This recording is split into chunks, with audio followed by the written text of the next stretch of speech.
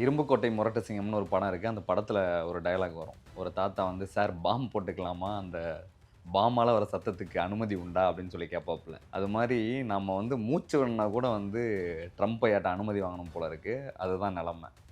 இன்னைக்கு செய்தி என்னன்னா, இந்தியா ரஷ்யா கிட்டேருந்து 30 நாளைக்கு வந்து கச்சா எண்ணெய் வாங்கிக்கலாம் அப்படின்ற பர்மிஷன வந்து அமெரிக்கா நமக்கு குடுத்துருக்காங்க.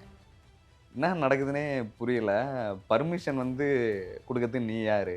நான் எந்த கடையில வந்து எண்ணெய் வாங்கணும் அப்படின்றத நான் தான் டிசைட் பண்ணணும். எனக்கு இந்த கடையில புடிச்சிருந்தா வாங்குவேன். இல்ல இன்னும் சூப்பர் மார்க்கெட்ல புடிச்சிருந்தா வாங்குவேன். எனக்கு எது ஃபீசிபிளோ அங்க தான் நான் எண்ணெய் வாங்கி ஆகணும். அத வந்து இன்னொரு பக்கத்து வீட்டுக்காரன் வந்து டிக்டேட் பண்ணக்கூடாது. நீ இந்த கடையில தான்ப்பா எண்ணெய் வாங்கணும் அப்படின்ட்டு. ஆனா, அத வந்து தொடர்ச்சியா வந்து அமெரிக்கா பண்ணிக்கிட்டே இருக்காங்க. என்னதான் நடந்துகிட்டு இருக்கு நம்மள சுத்தி அப்படின்றத நம்ம தெளிவா டிஸ்கஸ் பண்ணி ஆகணும். இத வந்து நம்ம ஒரு சீரிஸ் ஆஃப் டைம் லைன்ல வந்து பார்க்கலாம். என்ன நம்மள சுத்தி நடந்துட்டு இருக்கு அப்படின்றத. Welcome to Rahul's point of view.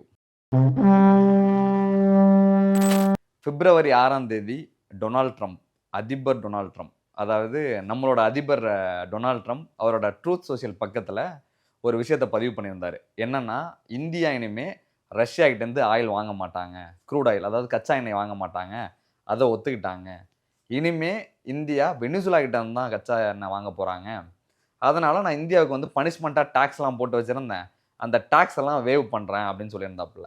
அது இல்லாம அதில நெறைய விஷயம் சொல்லியிருந்தாரு. இனிமே நிலக்கரி, டெக்னாலஜி எல்லாத்தையுமே வந்து இந்தியா அமெரிக்காட்ட இருந்து தான் வாங்குவாங்க. அமெரிக்காட்டேருந்து இந்தியா வாங்குற எந்த பொருளுக்கும் இந்தியா டாக்ஸ் போடவே கூடாது.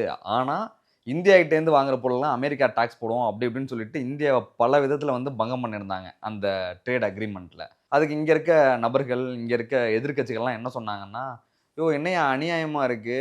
நம்மளோட ட்ரேட் அக்ரீமெண்ட் நம்ம ஒரு நாட்டு கூட ட்ரேட் டீல் போடுறோம்னா, அத வந்து இந்தியால இருக்க நபர்கள் தான் சொல்லணும். இந்தியாவோட உச்சபட்ச பதவியில இருக்கவங்க, இந்தியாவோட பிரைம் மினிஸ்டரு, இந்தியாவோட வெளியுறவுத்துறை அமைச்சர் தான் சொல்லணும்.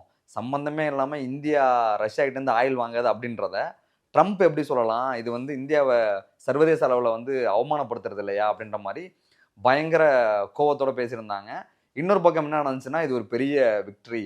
இது பெரிய வெற்றி.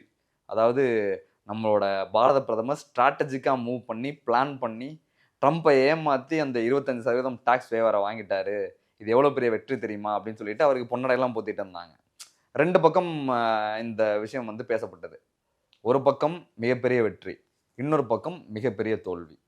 உண்மையாவே இது வந்து வெற்றியா? தோல்வியா? அப்படின்னு சொல்லி நம்ம ஒரு வீடியோ ஆல்ரெடி பேசியிருந்தோம். அதோட லிங்க் வந்து நான் டிஸ்கிரிப்ஷன்ல குடுத்துடுறேன்.